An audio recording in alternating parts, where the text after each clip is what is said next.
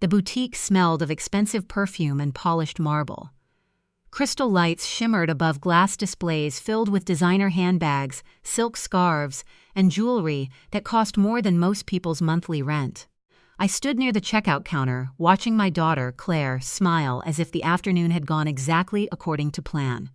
"Oops," Claire said lightly, patting the side of her handbag. "I forgot my card again." Beside her stood Margaret, my son-in-law's mother.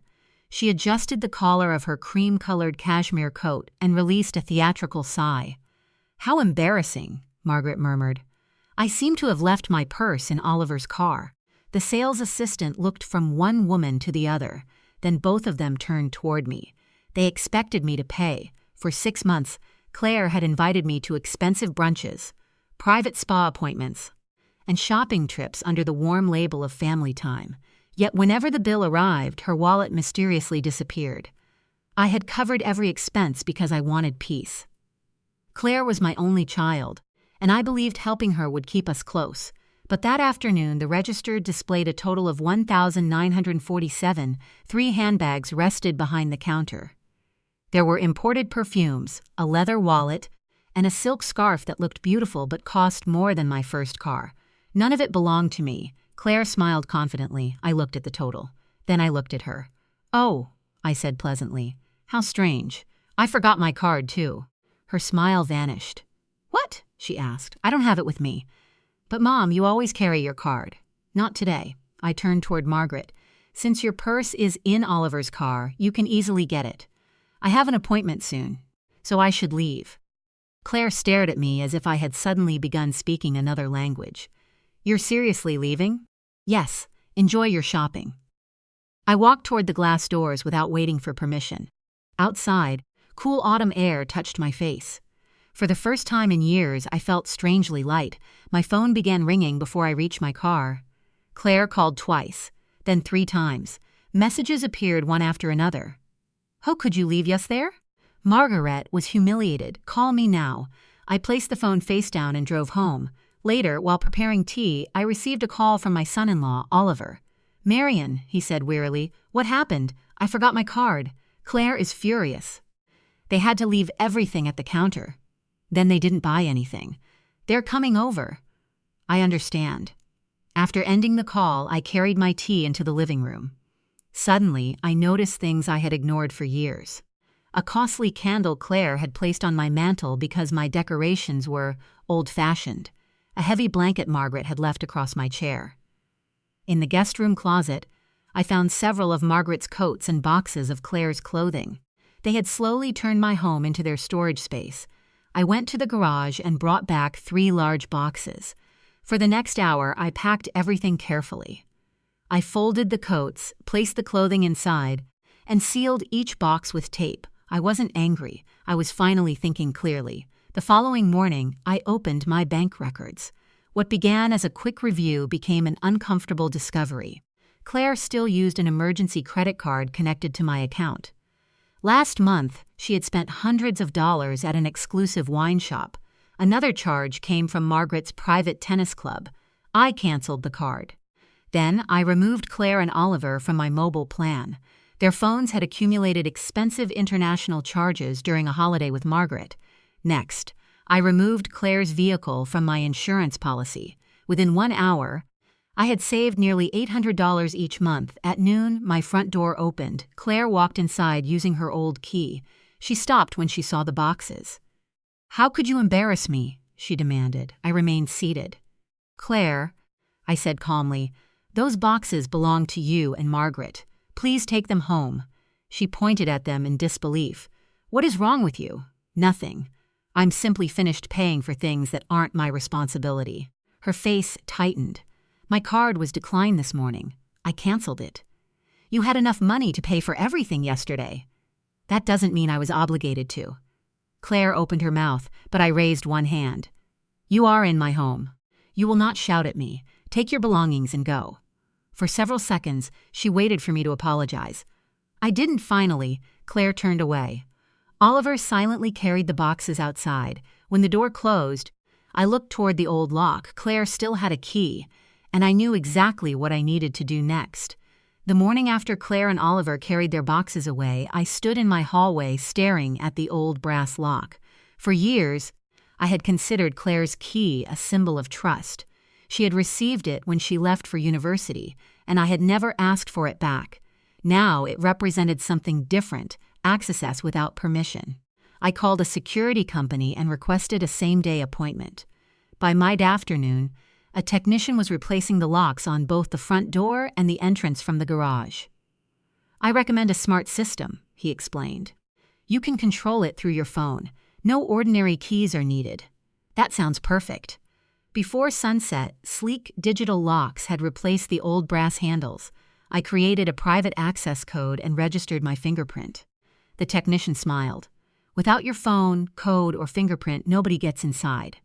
Exactly. After he left, I sat at my desk and opened my postal account. Claire had always examined the mail on my kitchen counter. Sometimes she claimed she was searching for bills. Other times, she said she was simply curious. That ended too. I rented a private post office box and redirected my bank statements, insurance documents, and other personal mail. Then I sent Claire and Oliver one message. I changed the security system. "If you need to visit, please call first." I placed my phone on silent, poured a glass of wine, and spent the evening enjoying the quiet. 3 days later, the new system proved its value. I was pruning roses in the backyard when my phone vibrated. A notification appeared from the front door camera. I opened the live video. Claire stood on my porch beside Margaret. Margaret carried a large covered dish. While Claire held a bag overflowing with plates and decorations, Claire removed her old silver key. She inserted it into the lock. Nothing happened. She tried again. "There's no keyhole," she muttered. Margaret frowned. "Then enter the code." "I don't know the code." Margaret shifted the heavy dish. "Your cousin's family will arrive soon. Your apartment is too small. We need your mother's patio." I stared at the screen. They had invited guests to my house without asking me. Claire pressed the doorbell repeatedly. I activated the speaker. "Hello, Claire." "Hello, Margaret." Both women looked toward the camera. "Mom," Claire said sharply, "open the door. We brought food. I'm busy in the backyard. We need the patio." "Today doesn't work for me." Claire's expression hardened. "Everyone is already coming. Then you should have arranged a location before inviting them. Stop being difficult." "I'm not being difficult. I'm declining." Margaret stepped closer to the camera. "Marian, family should help family." "I agree," I replied. "That is why I'm sure you'll help Claire find another place." I ended the conversation and returned to my roses. The following Saturday, I visited a farmer's market in a nearby town. I bought fresh bread, vegetables, and a jar of local honey. While paying for tomatoes, I felt someone tap my shoulder. Margaret stood behind me. 2 elegantly dressed women waited beside her. "Marian," Margaret announced loudly, "we need to discuss what you've done. Claire is devastated. How could you lock your own daughter out?" Her friends watched me with disapproving expressions. Margaret wanted an audience. I placed my groceries inside my bag and faced her. "I didn't lock Claire out," I said. "I stopped allowing her to use my house as a free venue for your family events." Margaret's smile weakened. "She is your daughter." "Yes, and I supported her financially for years." Her friends became more attentive. "I paid for Claire's phone, insurance, and emergency credit card," I continued. "That card also covered expensive outings involving you."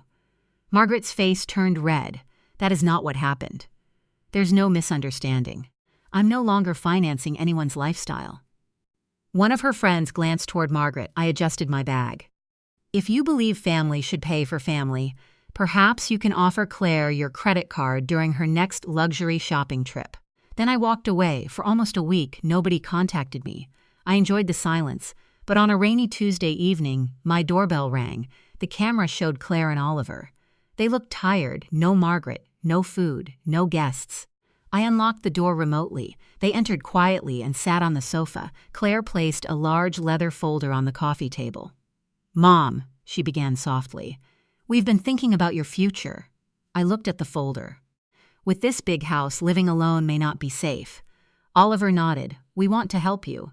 Claire pushed the folder toward me. "We think we should move in." I opened it. Inside was a detailed floor plan. The master bedroom had been labeled. Slayer and Oliver, my name, appeared beside the tiny office near the laundry room. I turned the page. My pension would pay for utilities, groceries, and property taxes. Their income would pay their debts. Claire smiled. It's a perfect arrangement. I closed the folder. For the first time, I understood exactly why they had come. They weren't offering care. They were planning to take over my home. I kept the leather folder closed on my lap while Claire watched me expectantly. Rain tapped against the windows, filling the silence that had settled across the living room. "You've put a lot of effort into this," I said. Claire smiled with relief. "We knew you would understand." I opened the folder again and studied the floor plan. The master bedroom, where my late husband and I had spent 30 years, was assigned to Claire and Oliver. My name had been placed over a narrow room beside the laundry area. It was barely large enough for a bed and a small desk. "Why would I move downstairs?" I asked. Claire's smile faded slightly. "The master room is larger. We'll need space if we're going to manage the house." "Manage it?" "Yes, you're 65, Mom. This property requires a lot of work." "I maintain it perfectly well." Oliver leaned forward. "We're only trying to make things easier." I turned another page. The proposal explained that my pension would continue paying the mortgage-free home's taxes, utilities, maintenance, groceries, and insurance. Claire and Oliver would contribute very little because they planned to use their apartment's rental income to eliminate their personal debts. "So," I said slowly, "I would pay for the entire household while you live here without rent." "That isn't fair," Claire replied. "We would be caring for you, and Margaret would stay in the guest room every weekend." Claire looked away. "She could help." "With what?" "With keeping you company." I closed the folder. "Claire, I'm healthy. I drive, garden, cook, manage my finances, and maintain this house. I don't need supervision." "You're being defensive." "No, I'm reading your proposal." Oliver rubbed his hands together. "We're under pressure financially," he admitted. Claire immediately turned toward him.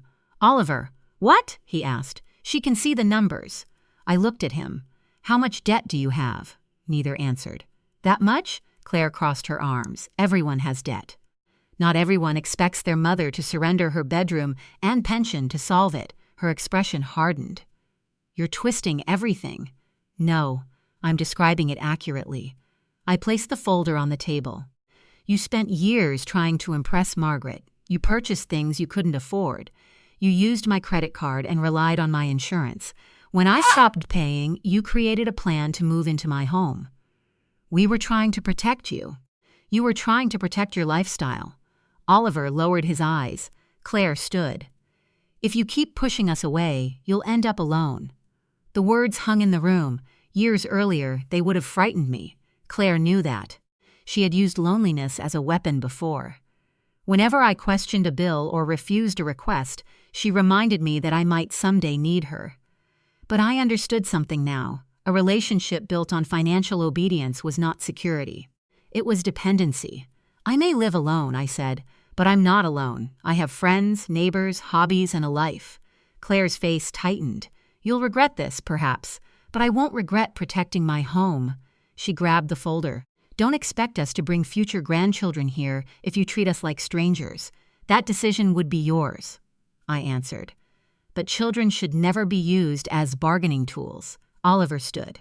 "Claire, we should leave." She remained still for several seconds. She stared at me, waiting for me to soften. I didn't finally. She turned toward the door. Oliver paused beside my chair. "I'm sorry," he whispered. I nodded. The smart lock clicked after they left. The house became quiet again. That night, I made tea and sat beside the fireplace. Yet beneath my relief, I felt concern. Claire had lost access to my money. She had lost access to my house. Now she knew I would not surrender either. People who depend on control rarely accept boundaries peacefully. The next morning, I received a message from an unfamiliar number.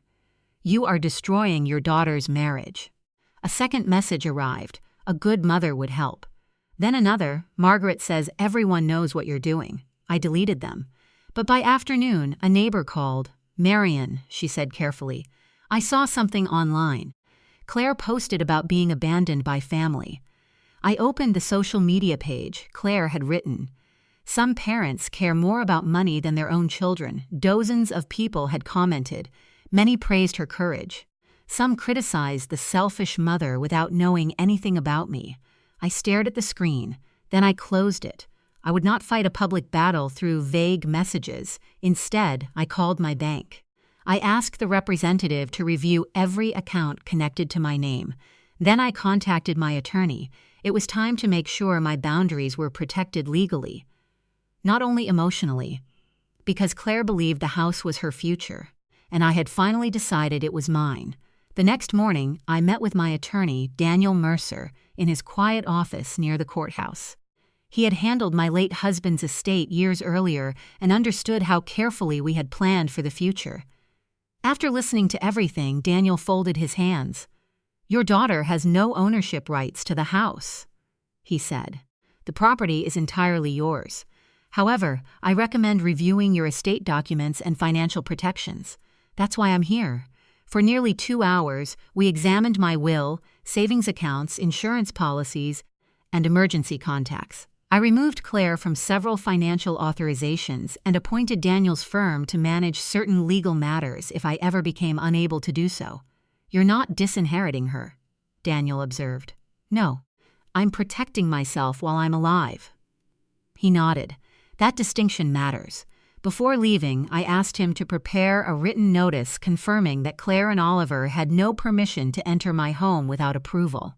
I hoped I would never need it, but I wanted clarity. 2 days later, Claire called. "Mom, we need to talk. We already talked." "No, you accused us of using you. You presented a plan that moved me into a laundry room office. That room could be renovated. For me? For everyone." I almost laughed. "Claire, what do you want?" She hesitated. "Oliver's landlord is raising the rent." "I'm sorry to hear that. We may have to move." "I hope you find something affordable." Silence. "Is that all you're going to say?" "Yes, you have 4 bedrooms, and I live in my home. We're family. Family does not mean unlimited access." Her voice became cold. "Margaret was right about you."